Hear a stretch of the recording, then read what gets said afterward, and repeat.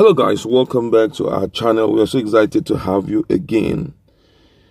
One of the aides or former aides to ex-president Olusegun Obasanjo and Goodluck Jonathan, who had given out quality time talking about the issue of 2023 presidency, his intentions, and some other things about Ndigbo, has greatly vexed the Ndigbo based on some of the comments that he has made against them. And Ndigbo has taken out time to lambast him, but he has also responded. We want to look at, first of all, what the Ndigbo had to tell him. We read what his response was like. All right, according to the news, the Apex Igbo Socio-Cultural Organization, Ndigbo, has responded angrily to a recent comment by Doyin Okokwe, a former aide to ex-president Olusegun Obasanjo and Goodluck Jonathan.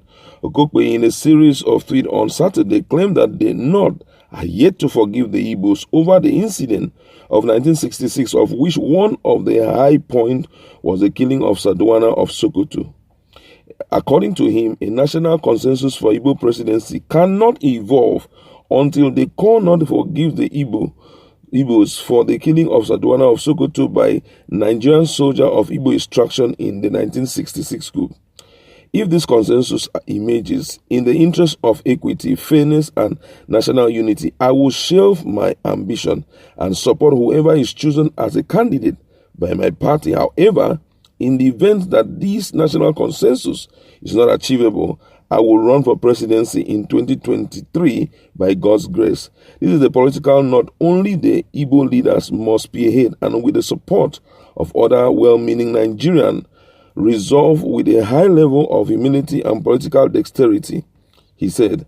Although he had apologized over the outburst, Aide gave him heavy knock on Sunday. President General of the Ndigbo Youth Council, Mazioku Nabike, in a statement made available, said, and I quote, he said, there is every indication that Doyin Okokwe need urgent attention. His action is not far from a person that is not arranged mentally. He's been tormented by Aso Rock spirit and need both orthodox treatment and spiritual deliverance. Oku added that the former media aide was being used by some politicians to advance their 2023 presidential ambition against the interests of Ndigbo and Nigerians in general. According to him, he said, we have it good authority that Okokwe was found as a willing tool by some desperate politicians who are doing everything to stop an Igbo man from becoming the president of Nigeria. They saw in him an unsound mind and capitalized on it to insult the sensibilities of Ndigbo. We advise his family to help him before his condition deteriorates. He is having issues with himself. Only someone that is not arranged mentally will come up at this point in history to claim that the said coup was an Igbo coup, even when the evidences are there that other parts of the country were indeed part of that exercise. We must make it clear that no matter the antics anyone may play up, Igbo presidency is non-negotiable, and we are not going to be cajoled into giving up on that. Anything to the contrary will mean that the Igbos have been asked to leave Nigeria. A million madman, a personality like Doyin Okokwe will not stop Ndigbo. He should go and face his case before the EFCC. He's apparently playing this boyish game to earn a soft landing, but all the antics has failed like packs of cards. And Okokwe have decided to also respond to it. And according to the news that we gather, Okokwe, who had openly apologized to the Igbo, he said, I tender my unreserved apology to the Igbos and other Nigerians who felt offended by my post on Igbo presidency and the North. I never intended to hurt or demean the Igbos. Instead, I wanted to help to actualize their dream. I regret the said post and I am truly sorry.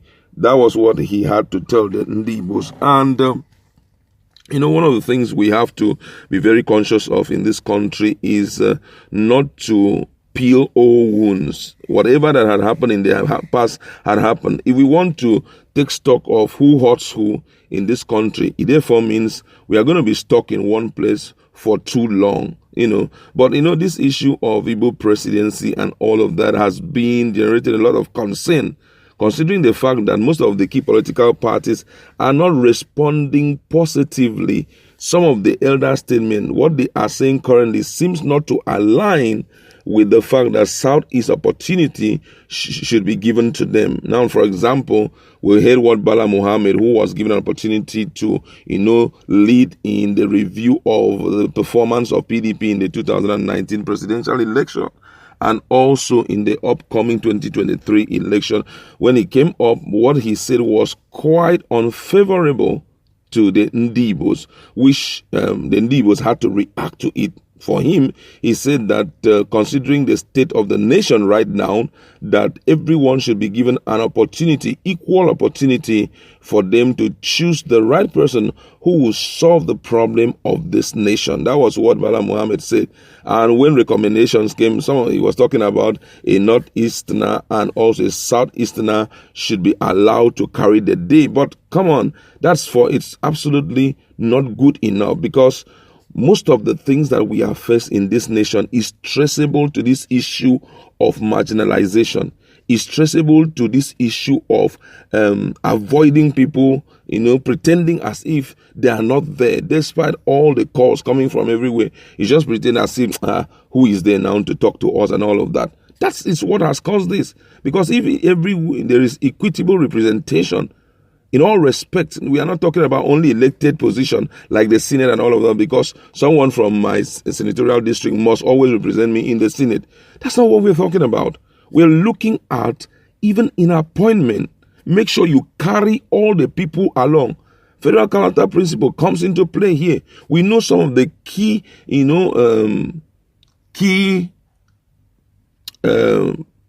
people in the country, talking about ethnic groups in the country. We know them. So if you want to do anything and you feel that it's going to work out very well, we've got to take them into consideration. And that's why this issue of restructuring that we're talking about here, that is the essence of it. Every time that we want to look at political position, especially enviable offices like that of the president and the vice president, we should think of the ones that have never filled that position. That will make a great deal of sense.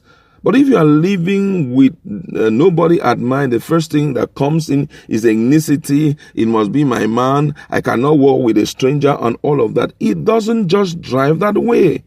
The only thing that can keep us as one is when we work as one, when we do everything. A time for enjoyment, everybody enjoy. Time to work, everybody works. Time to maybe get involved in anything that will be beneficial to all the geopolitical zone. You bring in everybody. That will help a great deal. And that's why at this point, we have to be overly careful with what we say so that we don't end up hurting people and causing the crack to keep increasing by the size.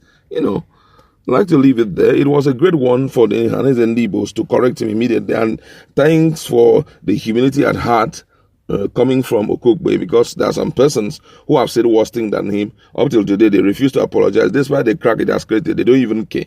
So thumbs up to him. He has done a great work. That's where we like to leave it. Go to our comment section. What do you think about Igbo presidency and expected support from the North?